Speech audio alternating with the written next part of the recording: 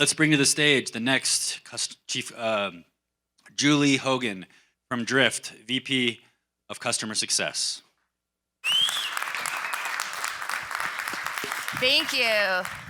Thank you, Dave, for having me. Thank you, everybody, for being here today. My name is Julie. I work at Drift. And to get started, tell me if this sounds familiar to you.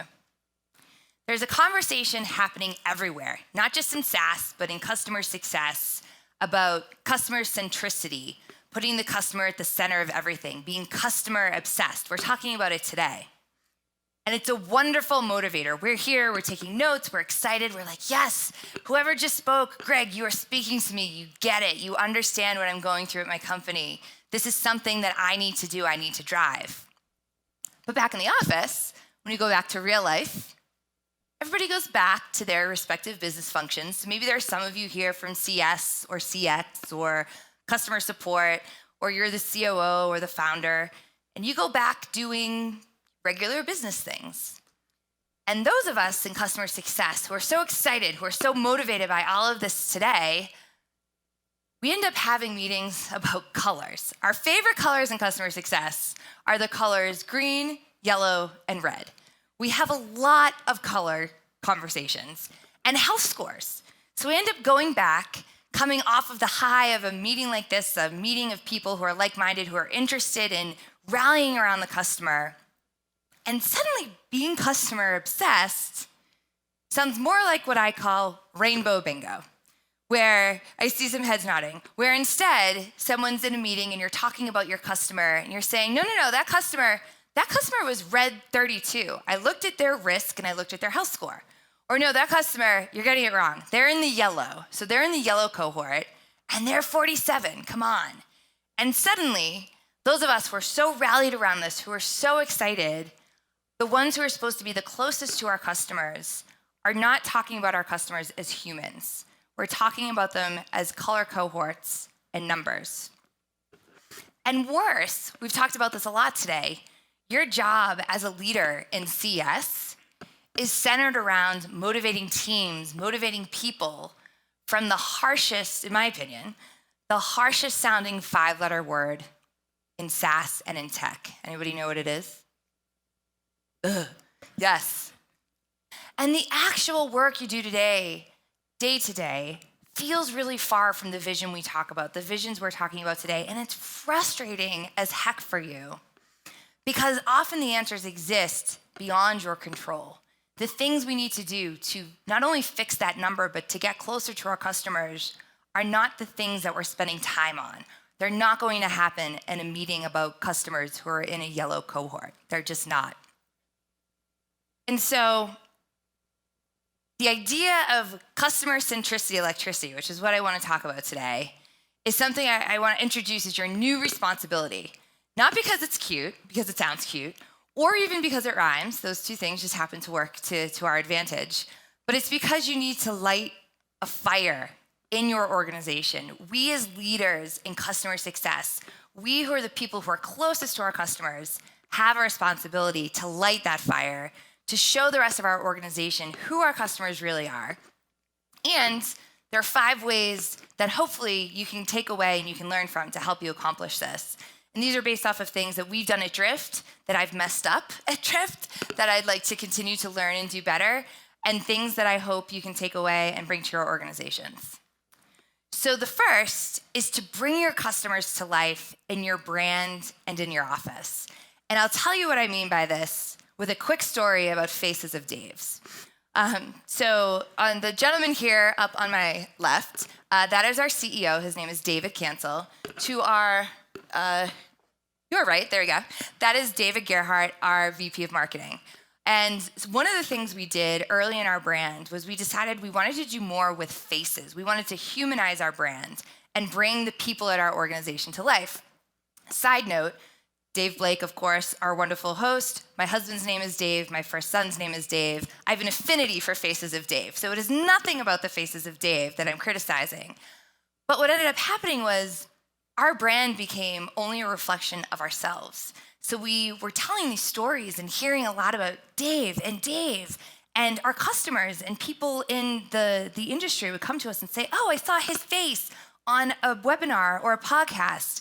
And what we decided to do was say, wow, this works really well, but we need to do the same to bring our customers to life on our website and within our business and in our organization. So one of the things we've started to do, and this was something we in Success partnered with marketing on, was we took our case studies and took them out of simply being web pages or PDFs to share, but we brought our customers to life on our website pages. So I'd like you to meet Dan and Lauren and Caitlin and Matt. And what happens when you do this is you end up having conversations about your customers. When there's something broken in product, and this is a real thing that happened, you can go and say, hey, Matt, that thing that happened last week where we needed to make a fix to the bot, Matt was one of the people who was affected by it, and we really need to drive that fix. And the other thing is it creates a real pain in the office around understanding who these people are. Because if Matt churns, we have to take his picture down. And if you sit in product, Matt is staring at you because we have his face plastered on the wall. So my takeaway here is if your office and your website are only reflections of yourself and your brand, you're doing it wrong. The second piece, shifting gears a little bit, is to give up on churn reasons because they're telling you the wrong story. I hope I do not get kicked out for saying this, but I'll share a story. For a long time, I would come to our senior leadership meeting and to our board meetings, and I would present very dutifully the data and the breakdown of every single customer who had churned by color cohort, by health score, as well as churn reason. And I would present this, and every month we were chasing after the same things. No time too hard, customers unengaged, change of leadership, product issues. And it wasn't telling us a story. It wasn't telling us enough around what we needed to change and what we needed to do. And so we got some great advice from Greg Danes, who you just heard from, about understanding not just your customers who are churning, but the customers who are seeing success. And I also got some great advice from our CTO to teach me how to think like an engineer. And so in engineering, one of the core tenets of problem solving with engineering is that you deduce a problem to the simplest form, and you try to understand, not just based off of the qualitative details you're getting from someone else, but based off of the data that you have in front of you, what can you better understand about the root of the problem? And so what we did was we first went and mapped out, we affectionately now call these our churn trees at Drift. And this is a template you could use for your own business. So we have some funny numbers in here. But what you do is say, for a certain period of time, maybe pick 6 months, find out exactly how much money was churned, and choose one behavioral or demographic quality that's important to your business based off of the data analysis you've done, and break down and understand, did that cohort of customers churn or not churn?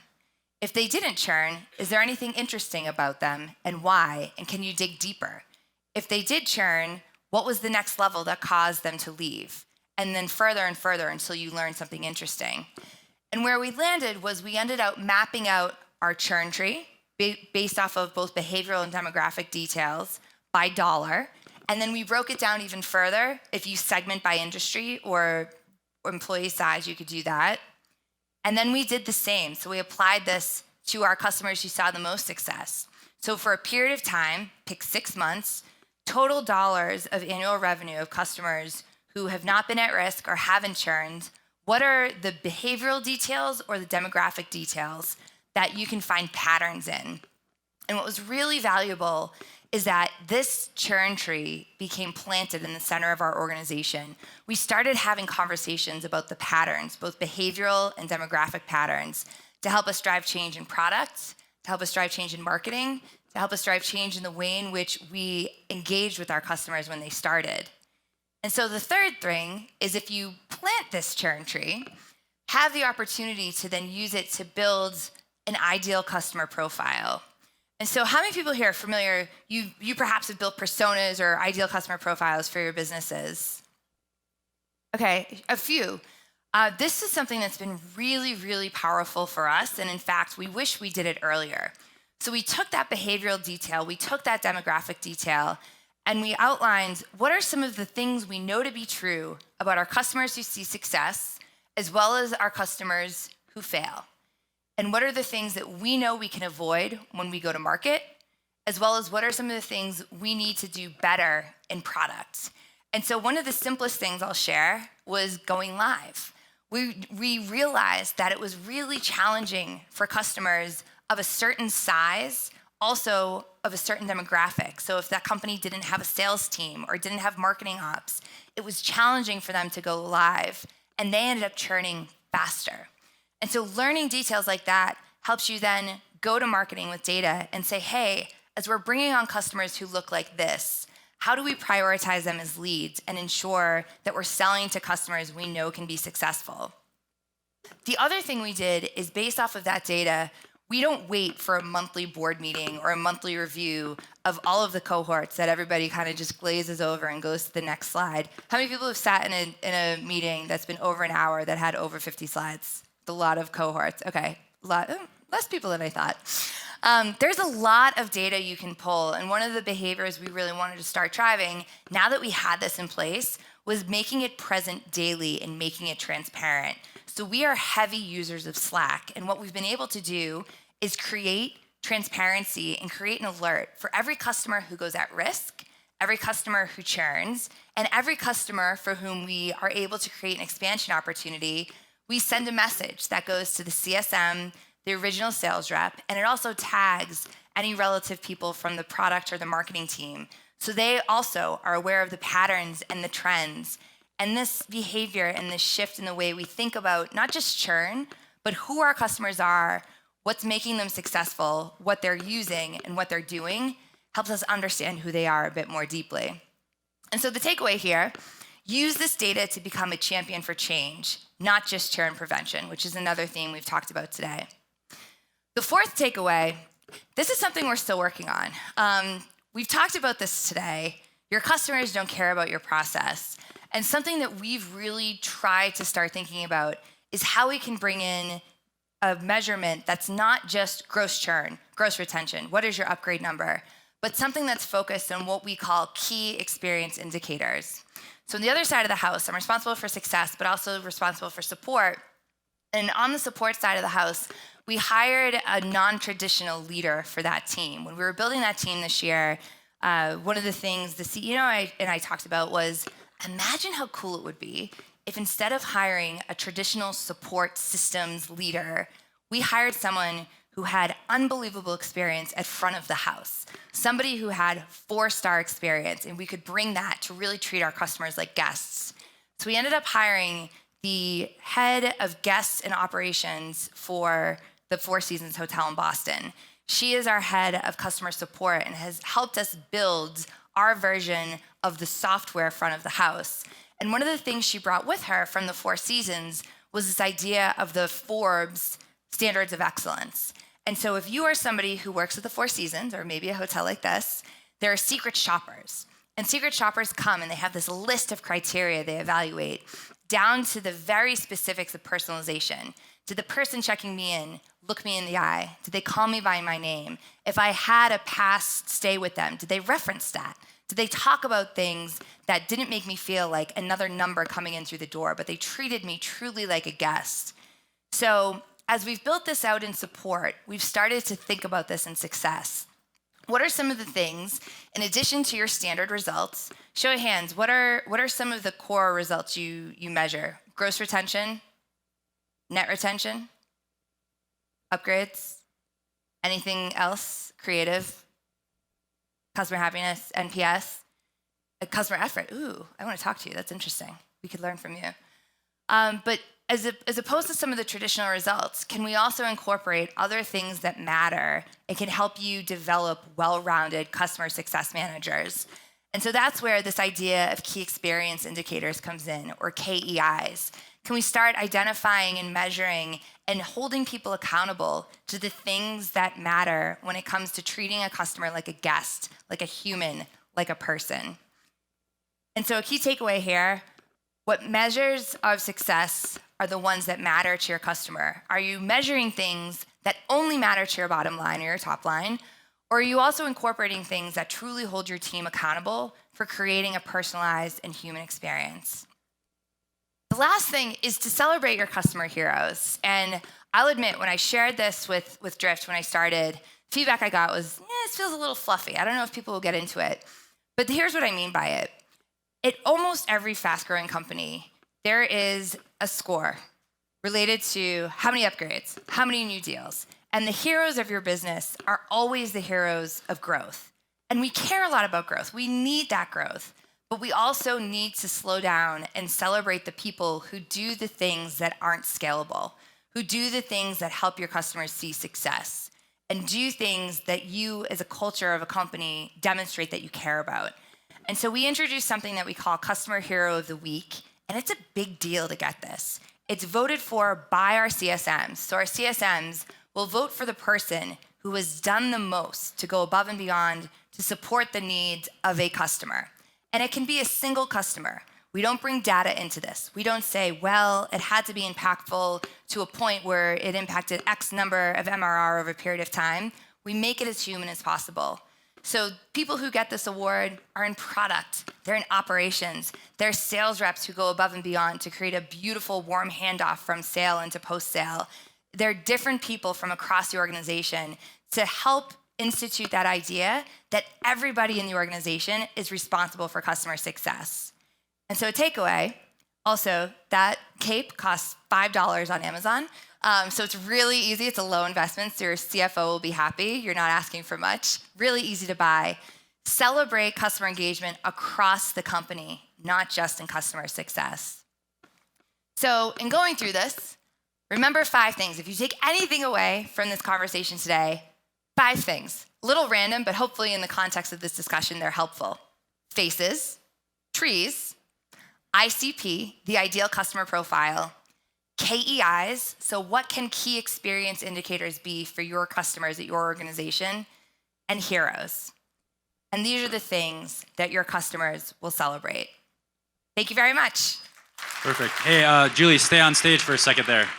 Hey, Julie, I'm gonna have you stay on stage. So I appreciate her efforts. I just wanted to give her a shout out. Her company's growing very fast, and I'm a client of theirs, Drift. And she works very hard. And her CSM, my CSM is Tracy, and I know her name, and she's helped me be successful, and she's very proactive. But if you want to talk to someone during lunch, which we're going to be going into right now, this has a great challenges and problems from scaling super fast. I think I saw them, and they were at like 30,000 clients, and now they're like 100,000 or some great, awesome growth numbers. She's a good person to talk to. But I love that you don't just talk the talk about your presentation. I felt the love as a client. So thank you. I appreciate you saying that. Thank you. Yeah, thank you. Thank you so much.